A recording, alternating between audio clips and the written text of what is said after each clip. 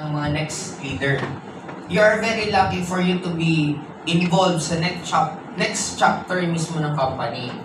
Kasi lagi ko nga nasasabi nung pandemic days, isang chapter yon, natapos na po yon, and then ito po yung panibagong chapter. Kaya ang tanong ko, full-timer ba lahat na nandito? Or meron pong part-timer?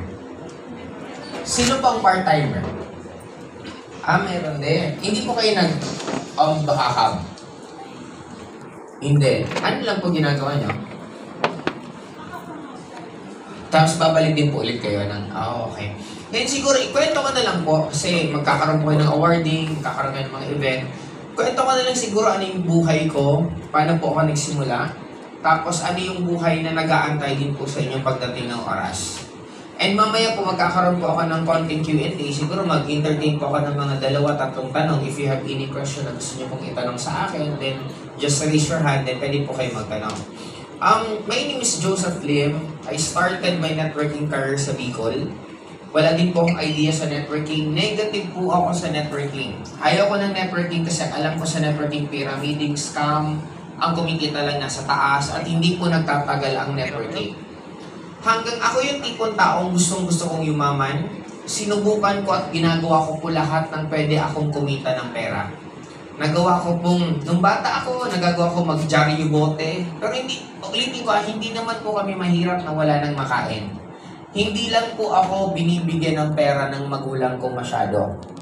Binibigyan ako ng baon, pinag-aaral nila ako, pero yung mga ibang luho sa buhay, katulad pambili ng candy, pambili ng soft drinks, panglaro ng computer, hindi po ako binibigyan ng father ko. Ultimo pambili ng sapatos, ang binibili lang sa akin yung shoes na ginagamit sa school.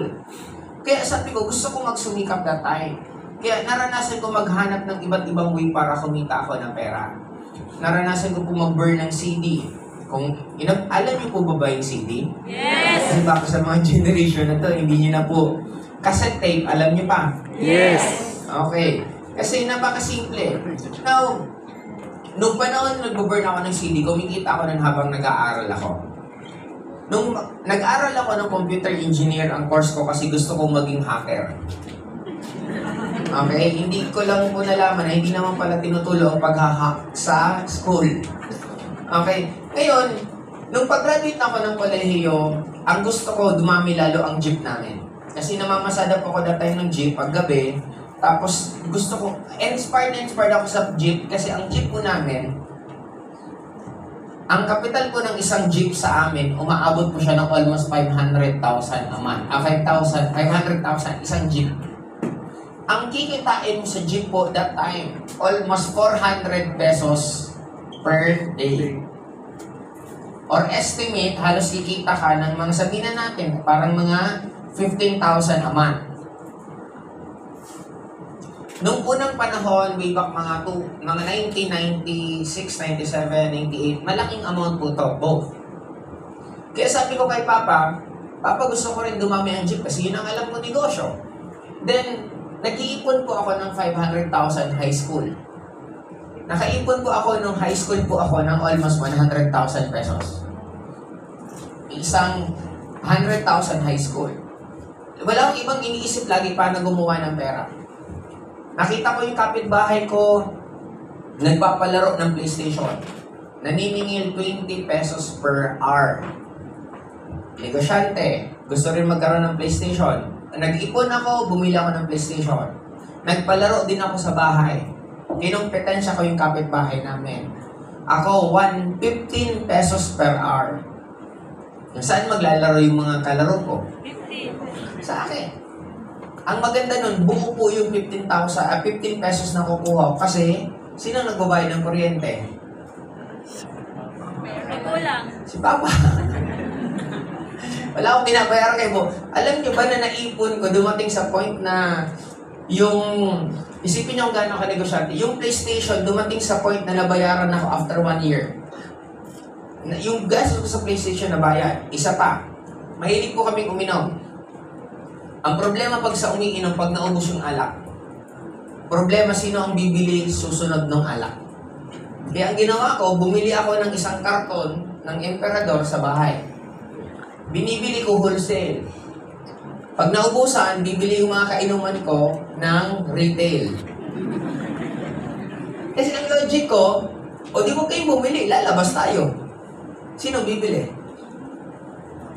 Naisip nyo, ganun ako lagi mag-isip, walang lugi, everybody happy. Bakit? Hindi ba bibili sa akin yung umiinom sa bahay? Eh di ikaw bumili sa labas. Pareho naman ang presyo. Hindi ko naman tinaasan yung sa taas, ay sa labas, pareho lang. Ganun ako mag-isip. Kaya nga, kahit isipin nyo ha, galing sentro, bababa ako. Normally, galing subdivision, papuntang bahay, magka-tricycle or padjak. Alam nyo ginagawa ko? Naglalakad ako. Bakit ako naglalakad? Sayang ng 4 na pamasahe. Ultimo yung driver namin naawa sa akin minsan kasi nga, isa pa, sumasakay ako ng jeep galing school pa uwing bahay. Kaninong jeep? Jeep namin, inaantay ko. Bakit? Para wala akong Gastos. libre yung sakay ko ng jeep. Pagbaba ko, maglalakad ako pa uwi. Libre pamasahe ko, nakakauwi ako ng bahay. Lahat ng pwedeng pagkakitaan at katipiran, ginagawa ko po lahat. Ngayon, nakaipon ako 100K. Malapit, malayo. Malapit. Ano ginawa ko? Mag-aral na lang ulit ako. Ayaw ko na sana mag-aral. Sabi ko kay Papa, Papa, hindi na po ako mag-aaral ng college. Pinayagan naman niya ako. Kaya lang sabi ko, Papa, pag hindi po ba ako nag-aaral, may baon pa ako. Sabi niya, syempre wala. O sige, mag-aaral na lang ulit ako. Kaya nag-aaral po talaga ako para sa baon. Nakagraduate ako dahil matalino yung kaklase ko. Nagkaroon po kami ng reunion 2 weeks ago. Kwentuhan kami. Kulitan. Yung mga paano nangopya, paano na gano'n. Ngayon, habang nag-iipon ako ng pera, gumagawa ako. Ang dami ko, nakikipostalo ako sa computer games. Mga games, nakikipagpostahan ako niyan. StarCraft, Counter-Strike, billiards. Doon ako kumuha ng pandate ko. Pag wala na ako pandate, makikibilyar ako, makikipostahan ako para magkapera ako. Ngayon, nung pag-graduate na ako ng college, nakita ko ang networking. Una kong reaction, sabi ko, tinanggihan ko na to, 18 years old ako. 18, na-recruit na po ako. Alam niyo kung sino nag-recruit sa akin nung 18 years old ako? Si Elman. Kung kilala niyo po si Elman. Sabi ko kay Elman, ayaw ko niyan pare. Pyramiding yan, scam yan. Itigil mo sa akin yung nakalokohan mo. Huwag mo akong recruitin. After 2 years, nabigyan ako ng flyers. Nakalagay sa flyer, do you want to earn extra income 5 to 15,000 per month? Estudyante, part-timer, dagdag 5,000. Sabi ko, hindi na po ito masama. Pumunta ako sa seminar. Pagpunta ko sa seminar, halos lilima kami. Pag-upo ko, networking. Sobrang bad trip ko. Sabi ko, nag-cancel pa ako ng schedule ko. Networking lang pala. Wala nang choice. Nakaupo ka na. Nagsimula na yung speaker. Nag-explain hanggang nakita ko, ang ganda pala ng networking. Sabi ko, ang daling yumaman dito. Magre-recruit ka lang. Sabi ko, ang dami. Di ba? Anong pinaka-importante sa networking? Marami kang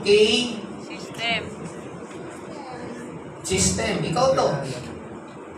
Mangre-recruit kayo ng kakilala. Kamag-anak.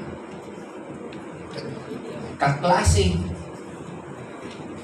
Ka-churchmate. Ano ba? Kachismis. Ano ba? Kapit daw, kapit. Kapit bahay. Ang daming K. Nung ini-explain yung isa, sabi ko, ang dami ko. Kamag-anak, mother side, father side. Kapit bahay. Sabi ko, ang dami kong kakilala. Dami kong re-recruit.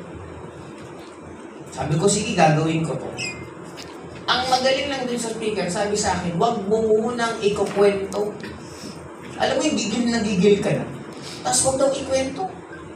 Hindi ko talaga kwento. Gusto kong ikwento. Tapos pinatin ako ng training, pinatin ako hanggang naintindihan ko. Kaya pala hindi niya pinapakwento kasi maraming negative sa labas. Na ang mahirap kung hindi mo alam sagutin, akala mo pangit na ang networking. Katulad ko, sinabihan ko si Elman. 18 years old kami, na-recruit ako, sabi ko ayoko. After 2 years, 20 years old ako, nag-join pa rin ako. Ngayon, positive na ako sa networking. Tinanong ko yung mga tumita At tinanong ko yung mga hindi kumita. Yung mga hindi kumita, anong sinabi? Mahirap yan. Walang mabibentahan ka mahalang food supplement. Mas importante ang bigas kaysa sa food supplement. Pangatlo, iiwanan ka ng nag-recruit sa'yo. Ni-recruit kami na wala. In short, yung lahat ng negative na sinabi, tinanong ko sarili ko.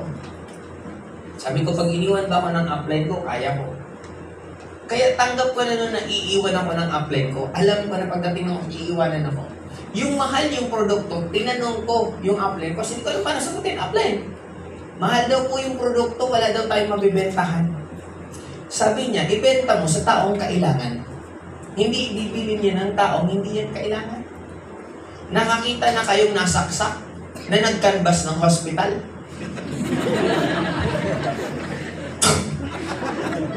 Dok, magkano po ang nasaksak? Ay, mahal po. Lipat kami sa iba. Wala. Pag kailangan mo na,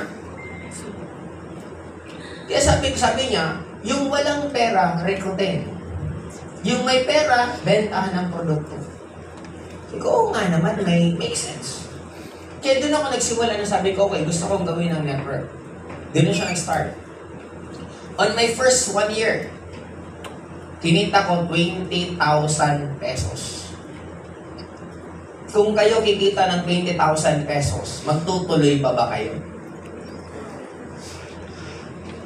Bakit ako nagtuloy? Hindi ko nakita yung pera. Nakita ko nagbago ugali ko. Yes. Dating mahiyain. Tumapal mukha ko. Dating palaaway. Bumait ako. Pag nabangga ka, ano? Nung nag-networking ako, nasiko ka na. Sorry, ako na yung nasiko. Sorry, pasensya ka. Gusto mo ng-extra income.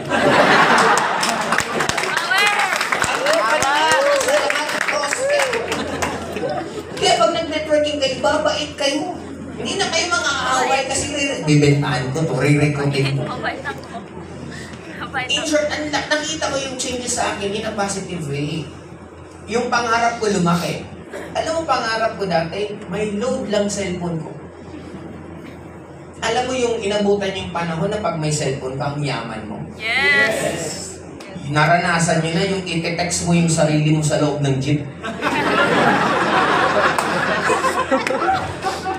Level 5. Iti-text mo, sasadyain mo para may mag-reply sa'yo. Tapos pagtunog ng cellphone mo, aantay mo. Daan-daan pa yung kunin.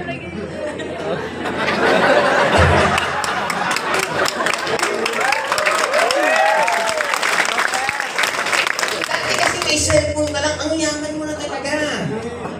Iba nung unang panahon, iba yung may cellphone. Kaya feeling ko nun, sobrang successful na ako. Kaya napaka-importante po ng tinatawag na circles. Katulad itong ginagawa niyo to, ibang impact niyo to sa bawat isa sa inyo. Kasi makikita mo na, may kumikita pala ng ganyan. Pwede pala mangyari sa akin ganyan.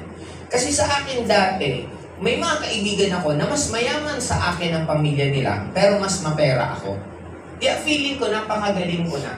Nung 20 years old, nung pagpunta ko ng Manila, kasi that time kumikita na ako mga 10, 20,000 a month. College student ako nun ha, kumikita na ako ng pera, nagpapautang ako nun, nagpapa 5-6 ako nun, gumagawa ako ng mga project ng classmate ko, nag-burn ako ng CD, ang dami ko ng iba't ibang source of income. Kaya feeling ko, kasi isipin mo, basic salary sa Bicol dati, 8,000 a month. Tapos kumikita ako ng more than 8,000 per month. Feeling ko ang galing ko, lalo na nag-aaral pa lang ako that time. Nung pagpunta ko ng Manila, may na-meet akong tao, he is earning 24 years old. Kumikita ng 400,000 a month. Naka-Porsche, naka-Pajero. Panahong 2003. Anong magiging dati? 400,000, 2,003, ang laki na nun. Nung narinig ko siya, doon ako na-inspire na sabi ko, gusto ko rin maging katulad niya. Doon ako nangarap na makapunta din ng ibang bansa. And fast track. Because of AIM, ang dami ko pong na-experience. Nakapunta po ako ng napakaraming bansa. Hindi po isa, hindi po dalawa, hindi tatlo. First country kong napuntahan, Hong Kong. Yun ang pinaka-first at memorable sa akin kasi wala po ako masyadong pera that time. Mahirap po pumunta ng ibang bansa na wala ka masyadong pera kasi nakakawala po ng gutom pag nagugutom ka ang presyo po sa kanila. Uhaw na ako. Bibili nga akong tubig. 10 Hong Kong dollar. Compute ka kung magkano. Compute mo mag 100 pesos sa ata 150. Bumabalik yung uhaw ko. So, 10 na lang.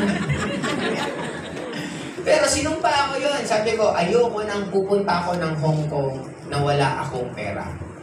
Gusto ko pagpunta ko ng ibang bansa next time, may pera na. Doon ako nagsumikap lalo. And time flies so fast kasi dumating kami sa point na tumitigil kami mag-shopping. Nasa London kami. Tumitigil kami mag-shopping kasi hindi na po namin mabuhat yung mga pinamili po namin. Hindi po kami nag-shopping ng Nike, ng Adidas, ng Lacoste, kasi mga mura po yun. Ang pinag-shopping namin, Gucci, LV, mga high-end na brand. Isipin mag-shopping kami mga ganito. Mga bitbit. Ganun kami mamili. Kaya ako lang tokin na kwento. Sino mag-aakala sa nagsimula? Lagi po ako may bag. Ang laman po ng bag ko, 1 litrong tubig. Lagi po akong umiinom o naglalagay ng tubig sa 3rd floor. Kasi may libreng dispenser doon. Pagkain ko po itlog sa 7-Eleven. Pag big time po ako, makaka-1 rice meal or 2 rice meal po ako. Nagsimula po ako ganun, kasimple buhay ko. Kaya nga nung isang araw po, nasa baba ako. Habang nasa baba ako, may kausap ako sa phone, napaharap po ako sa directory, di ba may directory sa baba?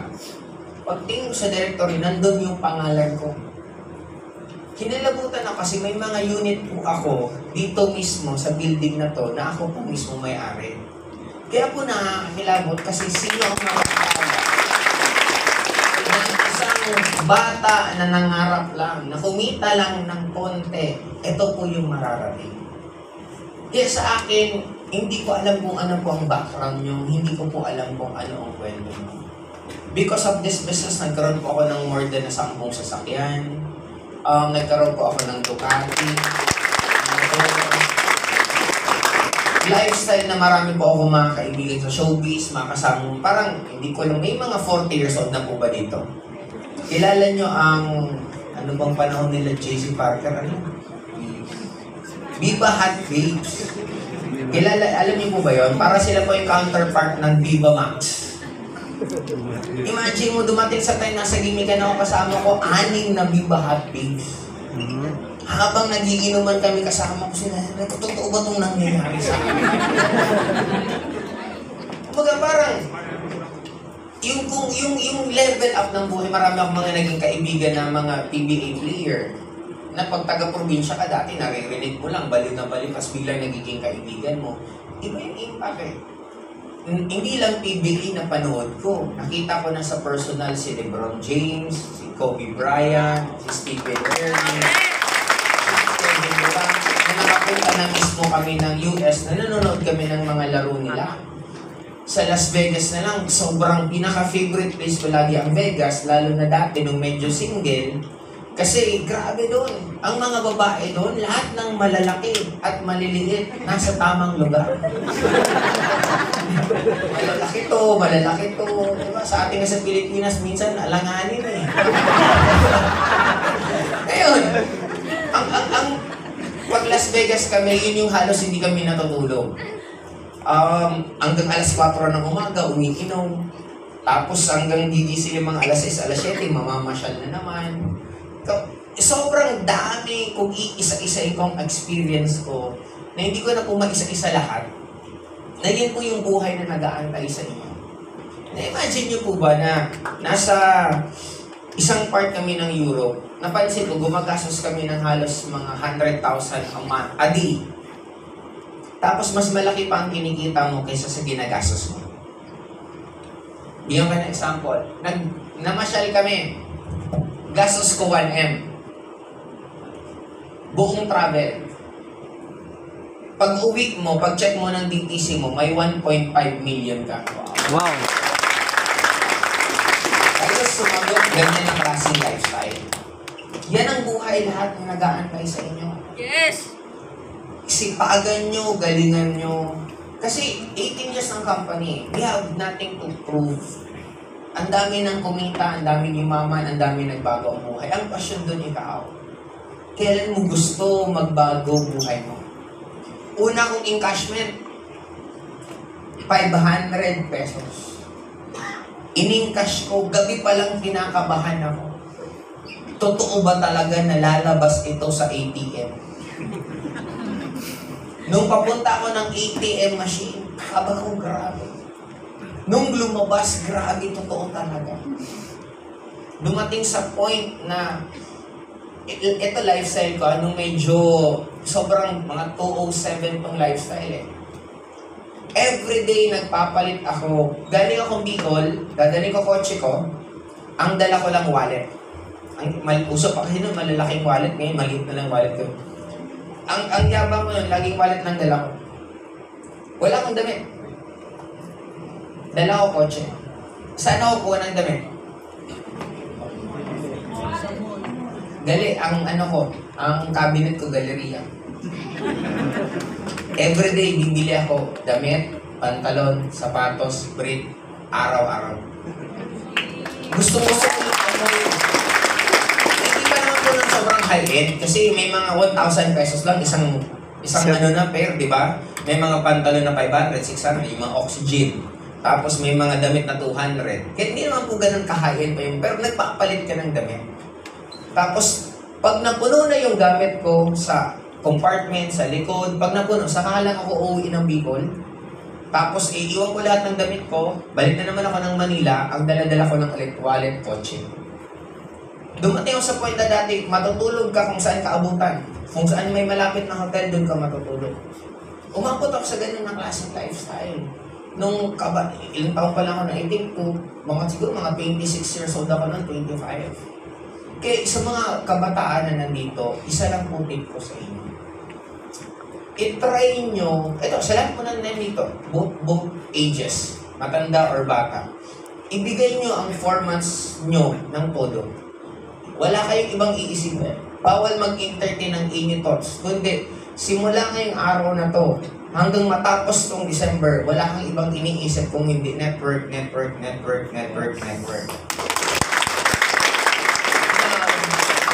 Tingnan mo yung magiging resulta. Tingnan mo kung magkano ang kikitain. Then doon ka mag-decide kung gusto mo itong ituloy o hindi. Kasi sabi ko nga, wala nang kasing sarap katulad sa akin, natubos ko yung bahay namin kasi nakasangla siya that time. Natubos ko, napagawa ko, nagkaroon pa ng maraming properties. Ngayon yung father ko, sobrang dati, alam mo yung naka-on lang ang electric fan, mainit ng ulo ng papa mo kasi walang tao. Ganun ka, sobrang kahigpit si Papa na, ba't naka-on ang electric fan? Wala naman gumagamit. One time, pag uwi ko ng bahay, nakita ko naka-on, 3 aircon sabay-sabay. Siya lang naman ang tao. Sabi ko, Papa, ang lupit ah. Okay, mainit. Nanonood siya. Malakas loob. Pagdating ng bill ng kuryente, diretso sa akin. Ako nagbabayad. Sabi ko, pambira, iba pala yung naghihigpit pag siya nagbabayad, tapos pag hindi na siya nagbabayad. Ngayon, konting sira, palitan bago. Nasira yung ng tubig namin, nagpabili. Ako naman minsan, sige na, bili, 30,000 yung ano. Tapos pagdating ko, sabi ko, ano bang sira niya? Sabi ng tao, ito lang naman yung boss, papalitan lang naman yung spark. Sabi ko, magkano yung ipapalit? Mga 500 pesos. Ay, patay mo yun ng bago. Ayaw mo ba yung kay Papa mo? Nagpabili. Sabi ko, pambira pa si Papa. Makikita mo yung iba. Ang sarap na pagtripa ng tatay. Kasi si Papa naman siya dinadakitan ko. Binilan ko ng Jordan na sapatos, short na Jordan, t-shirt na Jordan, cap na Jordan. Picture! Diba? Gaganong-ganon naman siya. Ang sarap na bumawi sa magulang. Na ngayon, nasa 6 figures po ang allowance ni Papa. Buwan-buwan. kuryente. Ako nagbabayad lahat ng ilan ang katulong sa bahay, 10. Ako nagbabayad lahat ng katulong sa bahay, iba pa yung guwardiya. Yan ang buhay na nag-aantay sa inyo.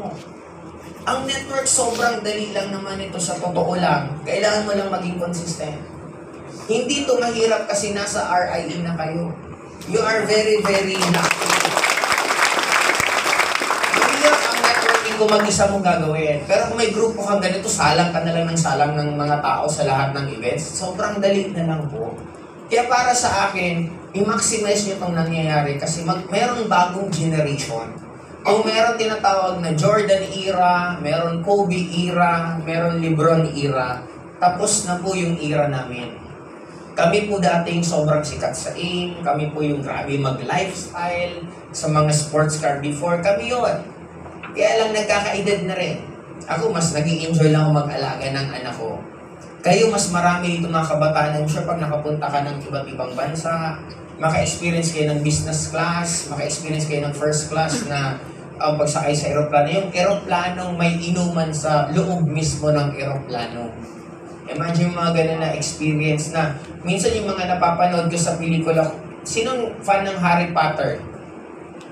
Nakapunta na po ako yung kung saan sila pumapasok. Yung wall, kung saan sila, di ba gumaganon? Napuntahan ko po yun sa personal. Kung napanood niyo yung kay Julia Roberts na Notting Hill na pelikula, nakapunta mismo ako dun sa bahay na yun. Kaya ang daming ma-experience nyo minsan na hindi nyo nga pinapangarap na ibibigay sa inyo ng company ko. Kaya sa akin, ang gusto ko lang pong sabihin, ibigay nyo, itry nyo to, hindi po buong taon hinihingi po namin. Etong last na bare months ng taon na to, itodo mo ng todo. Kasi sa may mga nag-work ko sa ibang bansa, you need to earn money na hindi ka nakaasa sa ibang tao. Kasi you'll never know pag humina ka na, hindi ka na nag-work sa ibang bansa, paano ka. Ang kagandahan, meron kang panibagong ito na pwedeng magtuloy-tuloy, nakita mo, na kahit hindi ka na nag-work sa ibang bansa. Kasi ako bilang na-expose din sa iba't ibang traditional business, sobrang ganda po ng ganitong negosyo kasi masarap po ba magkaroon ng apartment? Yes. Ang apartment, sabihin mo na 5 milyon. Isang apartment. Magkano ang rent? 20,000. Sabihin natin, mga 20,000 na lang. Per month. Ibig sabihin, parang umita ka ng 20,000 kung ay apartment ka, kailangan mo ng 5 milyon. Sa mga nagsi-6 figures na po dito na kumikita ng 100,000 a month, di para kang merong 25 million na kapital. Kasi, nag-100,000 ka a month. Pag nag-aral kayo, kailan po kayo kikita ng pera? Kailan po? Eksakto, after 18 years. Kita mo na ba yung sweldo mo? Wala pa. Ang kita mo, yung pera sa sweldo mo. Sino po mga nag-work? May nag-work? Na hindi po OFW, dito sa Pilipinas. Nag-work ka, bro? Anong work mo? Sa Piante. Hello? Sa salon po, Piante. Sa salon. Magkano ang sweldo mo? 16K per month. 18K. 16. 16K. Graduate ka ng college. Hindi po. O sa 16K mo na lang, magkano natitira?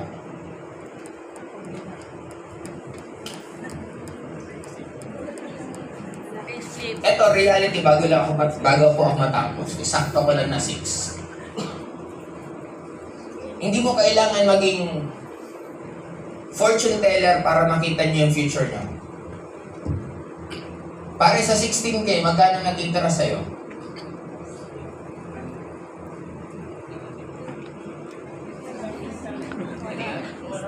O, sabihin Payslip. na, walang natitira. Payslip. Ngayon, may tanong ako sa inyo, tulungan niyo akong sumagot. Tinuro to sa atin sa math. Anything that is multiplied by 0, 0. kung ngayon na buwan walang natira, next month, Wala din. next year, Wala din. 5 years from now, Wala. pre, single ka ba? Wala kang anak. Ibig sabihin, habang tumatagal, lalaki pa ba gastos niya? Yes. Ang tanong ko, sa majority, bakit ang daming taong tinutuloy pa rin nila na alam naman nilang walang mangyayari?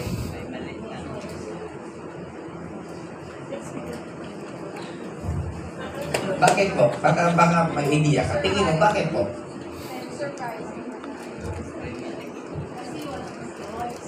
Wala ba talagang choice? Hindi pa nakita ang networking. Hindi po sa walang choice. Ang baba kasi ng standard mo.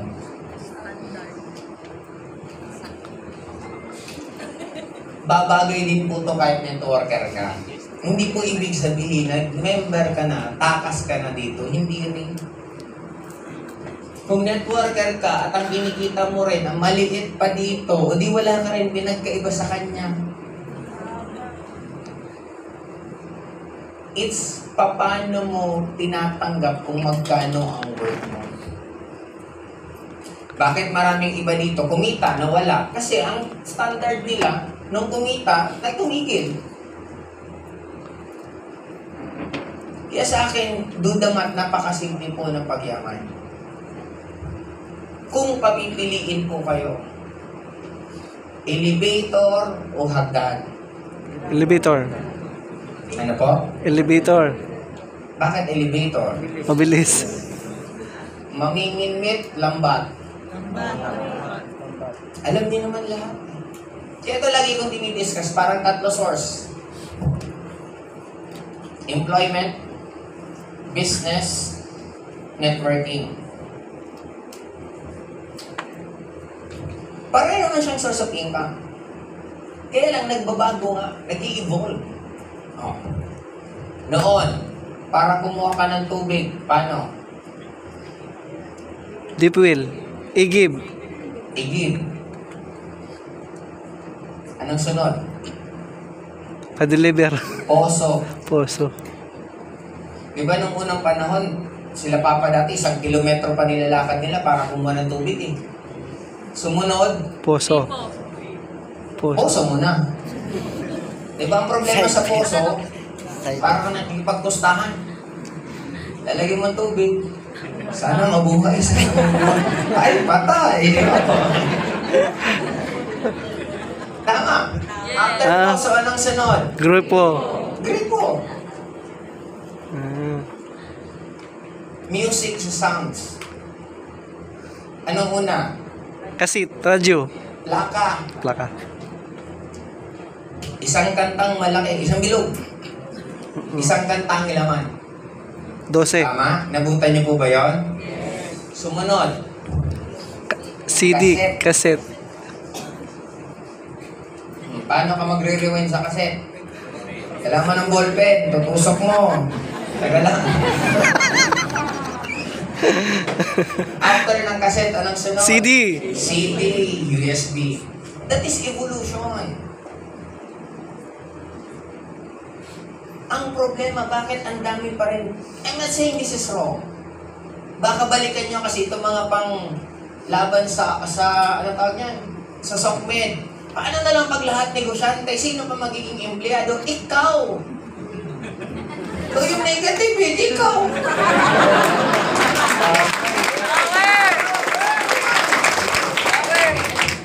Ina-advise lang to sa taong gusto magbago ang buhay. Sa ayaw naman na nag-i-enjoy ka yung sitwasyon mo, i-trip mo yan eh. Hindi ko lang naman trip yan, pero hindi ko naman sinabing pangit yan. Ayaw ko lang yan.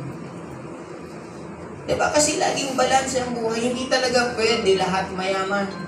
Kasi imagine mo lahat mayaman, yung labandera mo. O laba ka, mayaman. Ayan sir, 1 milyon, ikaw maglaba, mukha mo.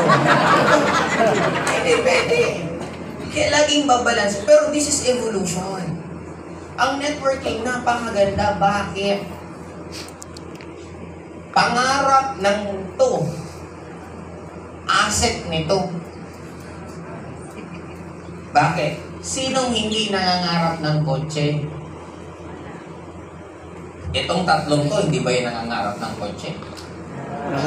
Kaya lang, ang kotse kadalasan sa kanila, gastos sa networking, asset. Sinong hindi nangangarap ng house and lot? Nangangarap hindi lang sa networking, Asset. Sinong hindi nangangarap ng good health? Dito sa tatlo ko, lahat yan. Kaya lang sa atin, asset ang health. Alam nga naman nagpo-promote ka. Food supplement, pangpaganda. Yung itsura mo, di ba, parang... di ba, dapat ikugis. Maganda to kasi health. Di ba, hindi pwede. Tignan mo dito, gaganda ka. Yung mukha mo naman, parang nang may shoulder bag. Diba, hindi na eye bag, shoulder bag. Diba yung mukha mo? Diba? Parang binagsakan. Diba, nang meteor. Diba, na yung butas-butas. Diba, pag tinamunan ka ng papaya, pagbagsak, atsara na. Eh, dapat maayos ang itsura. Pansin yung mga networker, no offense po. Ikumpara mo ang edad ng networker, kahit nag 1 year old na, ikumpara mo sa, ako, 41 na po ako. O, itabi mo ako sa mga 41 years old na hindi networker. Kaya, yun ang itsura. Para ka lang 21. Di ba kasi nga sa network, importante yung itsura. Importante na healthy ka. Kaya ang point ko, lahat to gusto natin. Lifestyle, sinong ayaw ng lifestyle? Alam nyo gaano ka-advance ang networking? Noong unang panahon, nagpo-post kami ng mga pagkain. Ano sinasabi? Bakit pinopost nyo pati pagkain? Mukha naman kayo mga tanga-tanga. Pagkain, pinopost nyo sa social media 10 years ago. Biyahe dito, biyahe doon. Pinopost nyo kung anong mabiyahe nyo, ang yayabang nyo. Bakit kailangan nyo pang i-post yan? Ngayon, lahat sila nagpo-post na rin.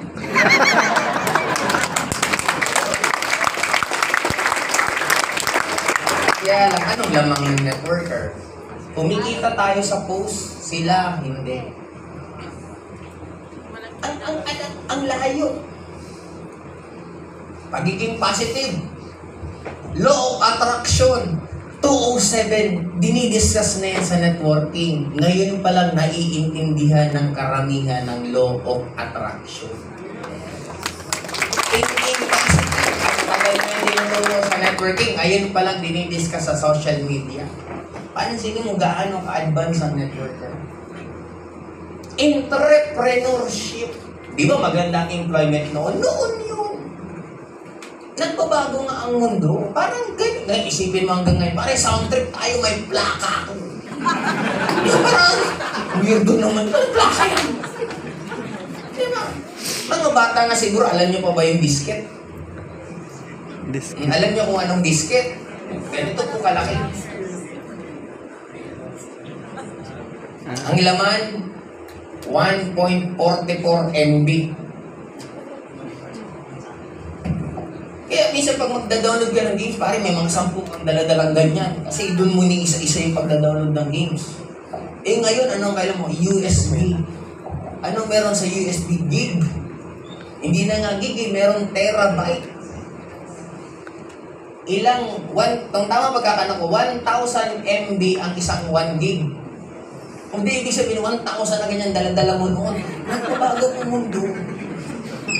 Magandang employment noon. Di ko kinakontra yun. Ang ganda noon kasi isa lang po ang nagtatrabaho sa pamilya. Buhay na buong pamilya. Maganda na makapag-aral ng maayos, may kotse. Noon yun. Eh ngayon, oversupply ang empleyado. Oversupply ang unemployed. Bakit mahal ang diamond kasi konti? Bakit mura ang bato kasi marami? Sinolusyonan nila ang unemployment. Nagkaroon ng K-12. Pangbawas ng unemployed. Ang galing. Kasi tinanong ko, sabi ko, anong purpose yan? Pangbawas ng... Kailan ba nagkaroon ng K-12? Mga 8 years ago? 5 years ago? 15, 14. 8 years, 14, kay Pinoy. 2017. Diniscuss yung pinost ko agad. Sabi ko, ano ang purpose ng K-12? Ang dami ng tinuturo sa atin, hindi naman natin ginagamit. Dinagdagan pa tayo ng 2 taon. Anong tinuturo sa atin? Isipin mo, dati pinagalitan pa tayo paano magsulat.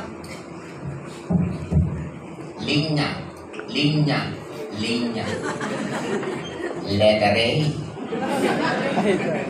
Letter B. Dulo, aabutan natin keypad. Ang bihirang yan. Keypad lang naman pala dulo natin, nagaganyan pa tayo. English, ang daming tinuro na ang gugulo. Hanggang ngayon, hindi ko maintindihan yung pagkakaiba nito.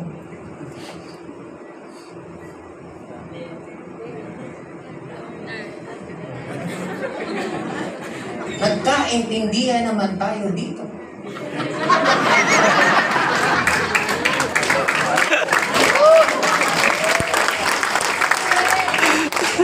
Power.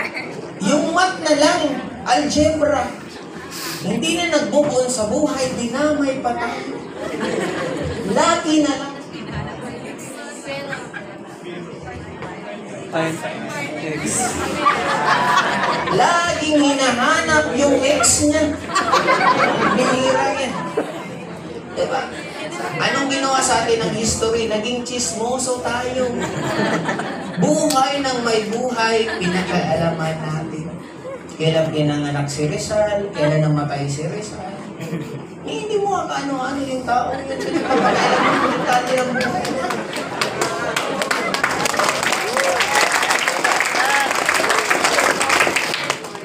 If you're going to be an engineer, okay yung malalalim na klase mo. Sine, tangent, cotangent, algebra.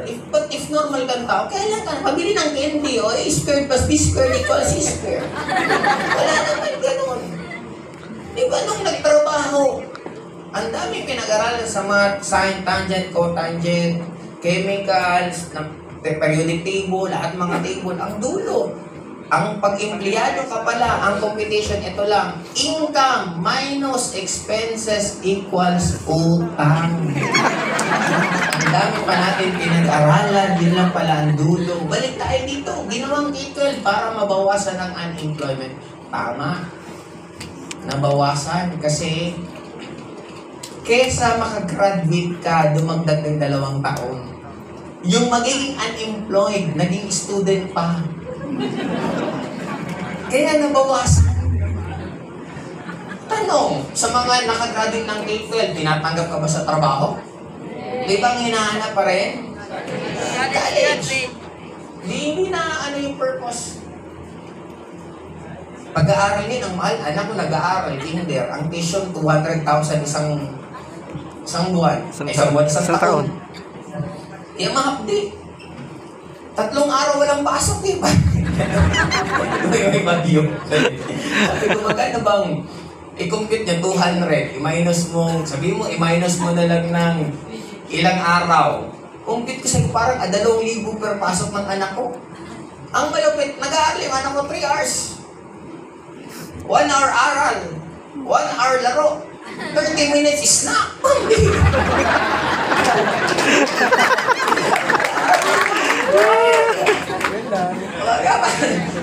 Turuan mo na lang eh. Kaya lang gusto ko lang siya for socialization. Then after, ita-transfer ko siya sa international school. Ang habol ko doon, yung kaklase, hindi yung tinuturo. Kasi yung kaklase niya, puro din may pera, sila din yung magiging magkaibigan pag nag-graduate, sila din magsasama sa negosyo. Yung mga tinuturo ko, basic lang naman yan. It's ibang-ibang labanan sa labas kesa sa loob. Kasi kung ang batayan lang ng talino mo at sa'yo ng success mo, bakit maraming gumagraduate na cum laude na medyo hindi ganun kaganda ang nangyayari pag lumalabas? Kumbaga may edge ka ng konti pero it doesn't guarantee. Kaya nga dito po, you will have a new opportunity. Kung pareho po tayo na hindi tayo sinetre sa pag-aaral, kasi po ako, lagi po akong natatawag sa principal office. Nung nag-aaral po ako, hindi po dahil sa matalino ako, nakakasundukan ko lahat ng kaklase ko. Kaya, buti na lang nung nag-network, natawag din po ako sa stage, pinapalakpakan din po ako. Isa sa memorable na awarding po for me is nung na-awardan po ako sa Philippine Arena. Dito po ako magtatapos sa kwento po ito. Nag-networking ako for the simple reason na gusto kong yumaman ulit. High school ako, naghiwalay parents ko. Nakita ko paano sila laging mainit ang ulo. Ako po yung Dati, akala ko ako yung pinakamalas. Kasi ako yung bunso, ako yung naka-solid ng lahat ng kabagsakan ng negosyo ng parents ko. Yung ate kong panganay, nakasolid siya ng karangyaan ng buhay. Ako nakasolid ng medyo hindi karangyaang buhay. Mainit ulo ng mama ko, painit ulo ng papa ko, mag-aaway sila, nagsisigawan sila, umiiyak ako kasi nagbabatuhan sila ng laruan ko. Yung helicopter ko, binato ni mama kay papa, ayun, basa na! Ngayon, naghiwalay sila. Habang naghiwalay, din ko na nakita na sabi, gusto ko ulit yumaman kasi iba talaga po ang tingin sa mayaman at mahirap. Kalukuhan ko na maging pantay ang mundo. Bakit? Pag payat ka, mayaman ka, nang tawag sa'yo, pipip. Pag mahirap ka at payat ka, nang tawag sa'yo, patay gutom. Tama? Pag mayaman ka, at medyo may ganon yung, ang tawag sa'yo, special child. Tama? Pag wala kang pera, ang tawag sa'yo, abno. Okay? Now, dulo, tanggapin natin. Ganun ang buhay.